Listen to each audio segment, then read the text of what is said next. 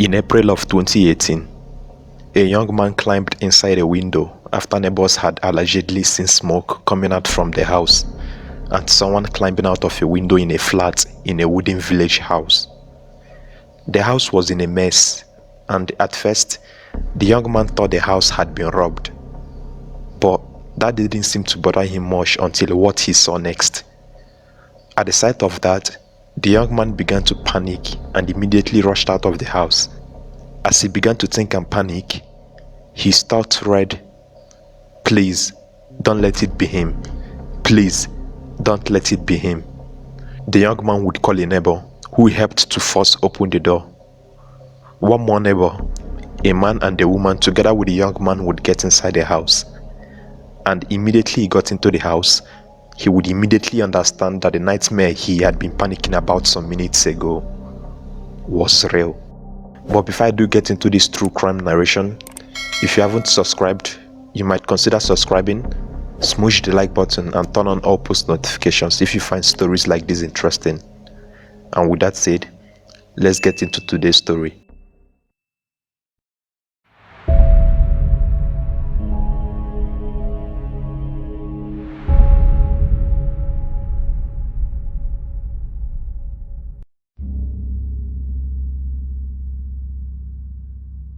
This case takes us to a rural village in the Leningrad region of Russia, known as Novinka, on the month of April 2018. Alexander Popovich was a 21-year-old man who owned a house in the rural locality of Novinka. He was a landlord and was always in contact with his mother by the name of Galina Popovich. Alexander Popovich being a landlord meant that he owned extra rooms in his wooden flat. He would rent one of the rooms to a 22-year-old man by the name of Arkady Zverev, who originally was from the Altai mountains in Siberia. Inside Alexander's flat, where he had rented a room to Arkady, Arkady would begin to lodge in his room together with his young girlfriend. Young, I say. Disturbingly, his girlfriend, who was young, was supposedly underage, a 12-year-old teenage girl by the name of Valeria. Valeria was said to have been reportedly missing from her hometown in Russia, known as Sochi. Earlier on, Arkady had taken Valeria by car and had driven 1,500 miles from the Black Sea resort of Sochi, which was Valeria's hometown, down to St. Petersburg, 60 miles away from Novinka. Reportedly, he did this without the teenage girl's parents' permission, and the girl was said to have been the victim of online grooming. He would then start a sexual relationship with the young girl, who began to live and travel around with him as her parents began to look for her, with all the efforts proving to be futile. Surprisingly, Valeria seemed not to even bother about the fact that she had absconded from home with someone who was now supposedly her boyfriend, and that her parents would be worried about her whereabouts. This was because she would post a message on her social media account saying, "I love one stalker. I won't give him away to anyone. He is only mine. I do not need anybody else." As bad as Arkady's choices were, especially from the point of having sex with a minor, which is regarded as statutory rape, essentially meaning sex with a minor, that wasn't the only disturbing thing he had done. Someone with a notorious case of being a pedophile. A chilling rumor would begin to circulate, especially in Valeria's school, while she was still living with Arkady. Over the following months, Valeria would begin to boast to her classmates in school about how she had cooked and ate human flesh, together with other body parts. This she said she had done with a 22-year-old man who referred to her as his girlfriend. She also told other students how brains tasted like, explaining it to them in detail. Her classmates would begin to discuss this among themselves, and this information would reach some of the parents of the students. In school, some angry parents would hold a meeting where they would get together and demand that Valeria be expelled from school for saying such a twisted thing to her fellow young classmates. Details which were too disturbing for young kids like herself to be exposed to.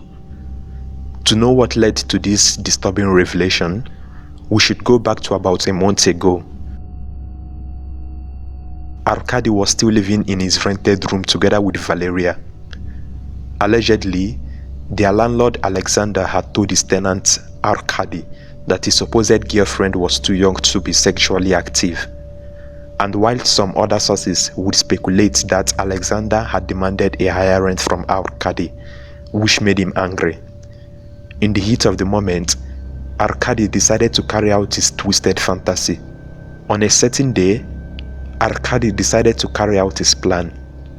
That day, when they were in the house, particularly in the kitchen talking, Arkady took out a kitchen knife, grabbed Alexander's shoulder, and began to stab him in the chest and heart multiple times. When the young landlord was down, he then took an axe with him and bludgeoned it on Alexander. He then continued to strike him more times on the head till the skull cracked open, revealing the brains. At this point, Alexander was dead. Arkady then used the axe and began to behead Alexander. He also cut off the arms, thereby separating the head and the limbs from the torso. With the help of the axe and knife, he began to open the stomach and chest to take out the heart and some of the abdominal organs.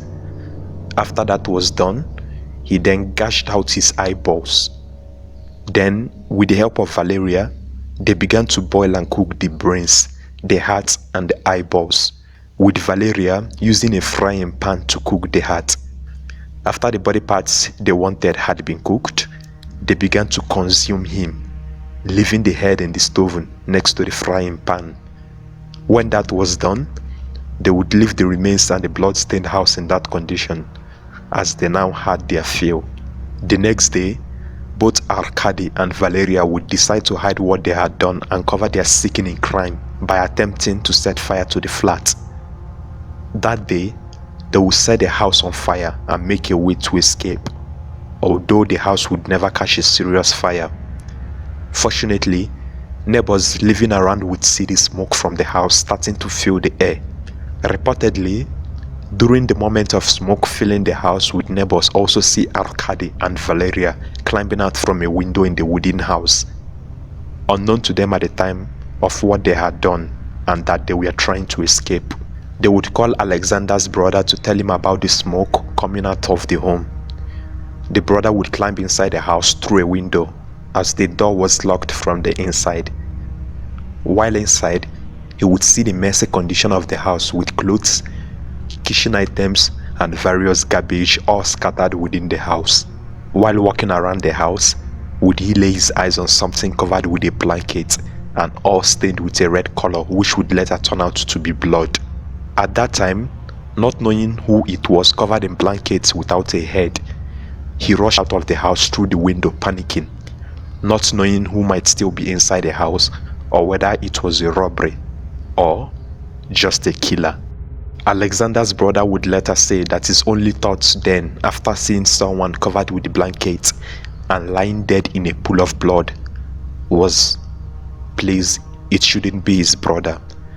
He would call a neighbor who would forcefully open the front door from outside, as he had been locked with the keys from inside.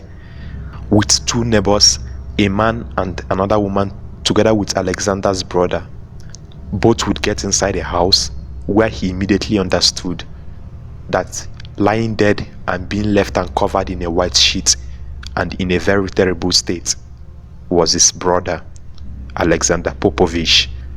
The murder would be reported to the Russian police unit in Novinka, who would visit the crime scene, and then after confirming what they had heard, they would begin their investigation and search for the suspects.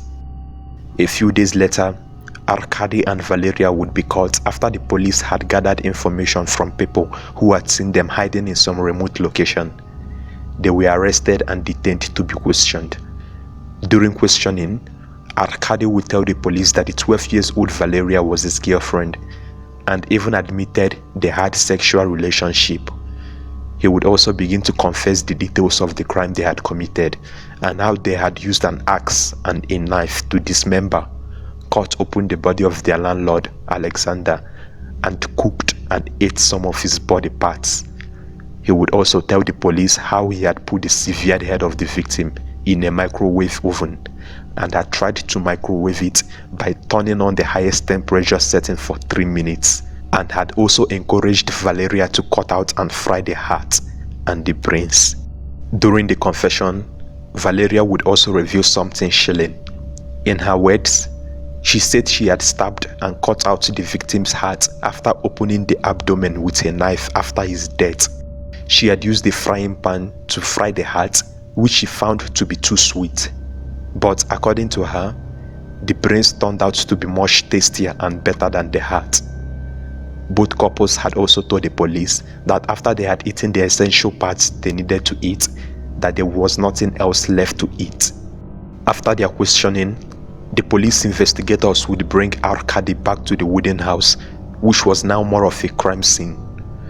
While at the crime scene, a shocking video, which I'm going to show some part of it, would be released by the Russian Investigative Committee in charge of probing serious crimes. And in this video was shown the messy condition of the house, with firewood messily stacked at the entrance of the house. Dirty plates filled the sink. There were blood-stained ground floor in the flat, and the victim's body parts covered in a white sheet. While inside the house, an axe was also found near the body, and according to one of the officers, he said in Russian, and I quote in English, "The contents of the frying pan did not look like the fresh meat found at a supermarket."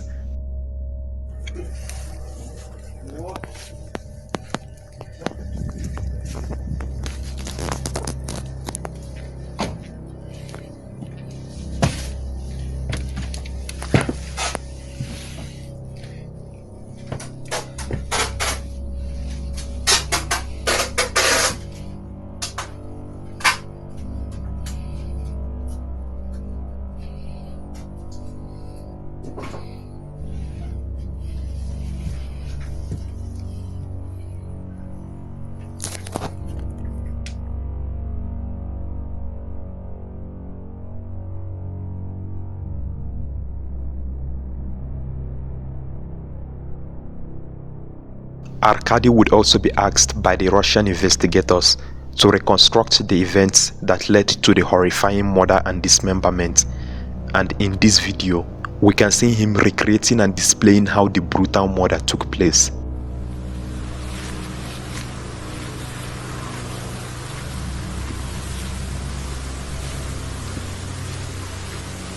Какая дверь? И вот там, короче, был нож. Я вот так хватаю его за плечо и прям вот так. Бери, хватай за плечо. Да, хватай за плечо за медленно. After this bone-chilling confession, evidence and demonstrations, Arkady would be charged with murder, cannibalism and rape, and would be taken to court by the police few months later for his initial appearance after he had been charged with murder. During the hearing and sentencing in the court, he was to face charges of murder and dismembering the body, which carried a maximum 15-year jail sentence. He was also to be tried for having sex with an underage child, which carries a 10-year maximum sentence, making his sentence count a combined total of 25 years. However, there was no count on cannibalism, as Russia do not have a law based on cannibalism. When questioned on why he did what he did, that was when Arkady would reveal his twisted fantasy. He said he had been curious about the taste of brains after a previous girlfriend of his died after falling out a window and cracking her head open, which revealed the brains. According to Russian media reports, this he told a judge in a closed session hearing.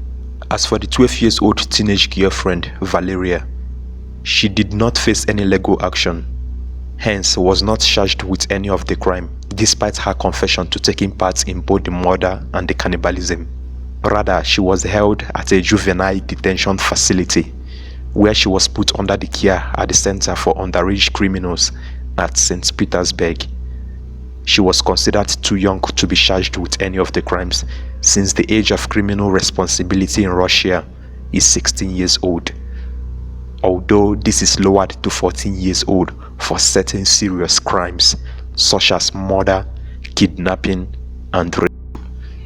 but because she was below 14 at the time of the crime, she was rather interrogated as an underage witness. If you notice from Valeria's pictures in this crime case, her face had been blurred from all the sources I had researched on. This was done to purposely hide her identity as she was still a minor. However, it was while in school she would begin to boast to her classmates about how she had cooked and eaten human flesh and other body parts. When parents began to hear her sickening story from their children, that was when she revealed herself and what she had done.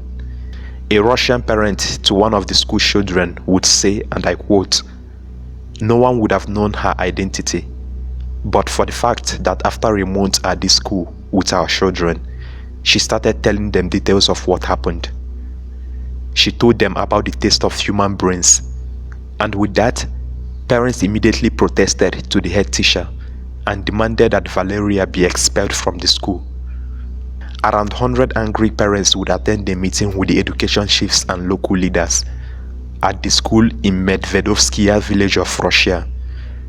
During the meeting, another parent would say, and I quote, "My child is afraid to go to school after talking to this girl."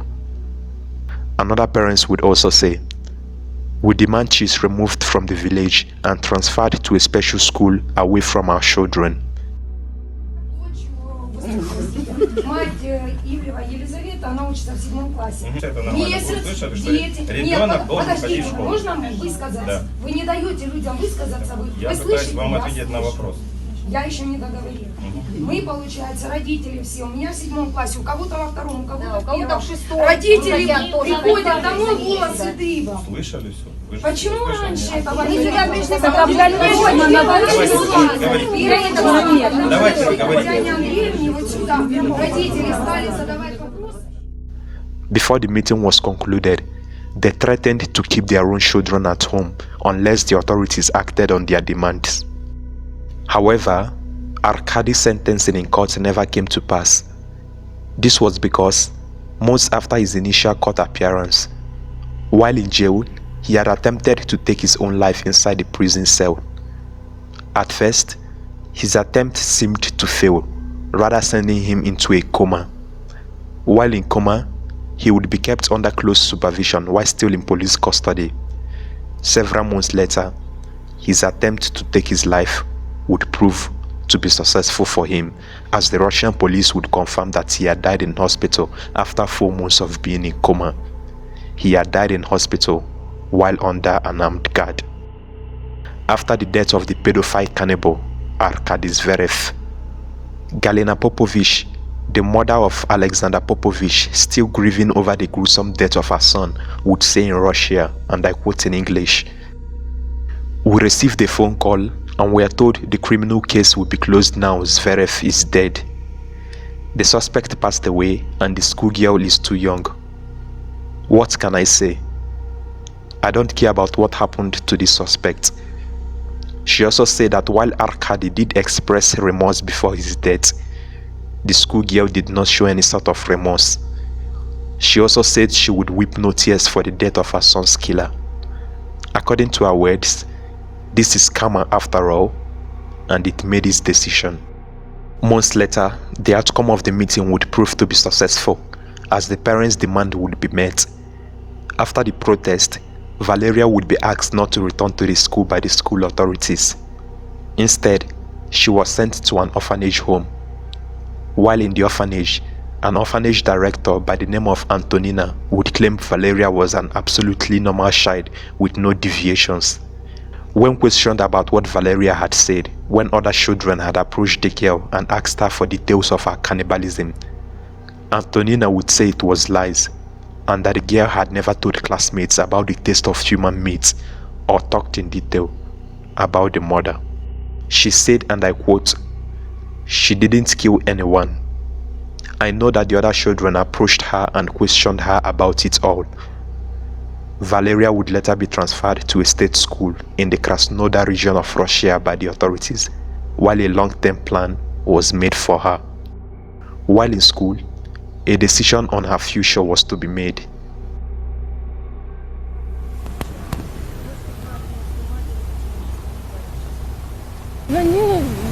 Санкт-Петербург. Мне сказали, что или полиция привезет, или сами можете забирать вместе с сотрудниками. Собираетесь ехать туда? Я не знаю, или сотрудники привезут, или я их не знаю еще.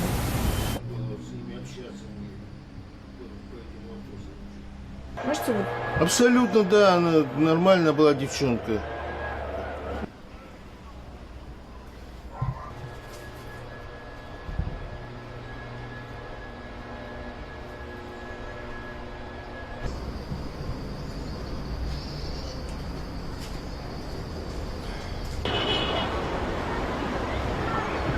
Учеба ей давалась с трудом.